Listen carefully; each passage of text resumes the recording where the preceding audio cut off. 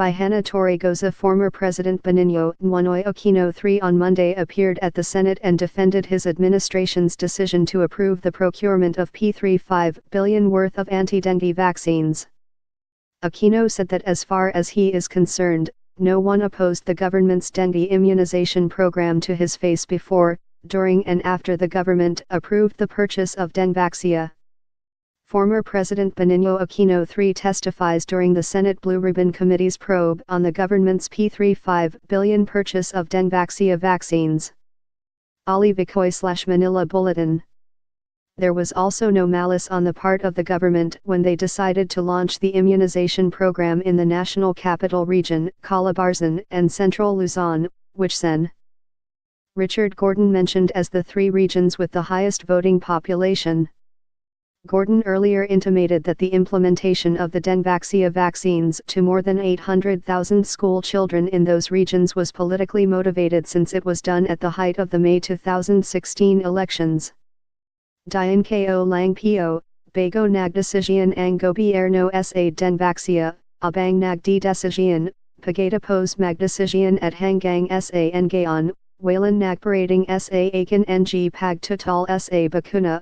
I just want to emphasize, before, during, and after the government decided on Denvaxia, and until now, no opposition to the vaccine reached me, Aquino told the Senate Blue Ribbon Committee and the Senate Committee on Health and Demography.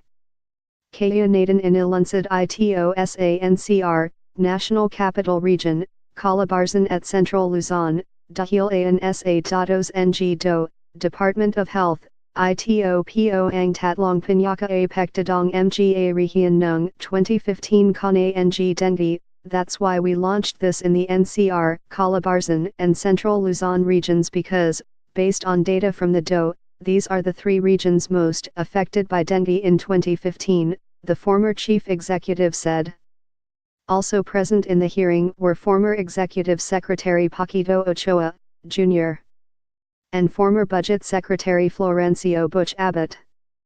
Aquino also said his administration should not be faulted for coming up with an anti-dengue program, saying it had to act on the recommendation of then Health Secretary Enrique Ona on the need to address the increasing number of dengue cases. He said Ona, in a memorandum sent to his office dated August 23, 2010, highlighted that there are 5 regions that registered higher incidence of dengue cases and 2 of these regions had more than a 100% increase.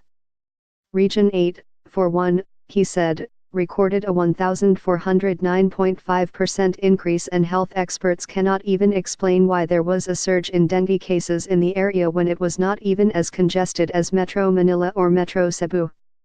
Aquino pointed out that if dengue cases are higher in less dense areas, how much more in more dense and highly urbanized areas. Kaya naghandatayo sa worst case scenario, sa 2.8 million na kataong na dengue, I multiply mo sa 20,800, ang buong gastos, P582 billion, that's why we prepared for the worst case scenario, for 2.8 million people who had dengue. If you multiply that by 20,800, the government will spend P58.2 billion, he said.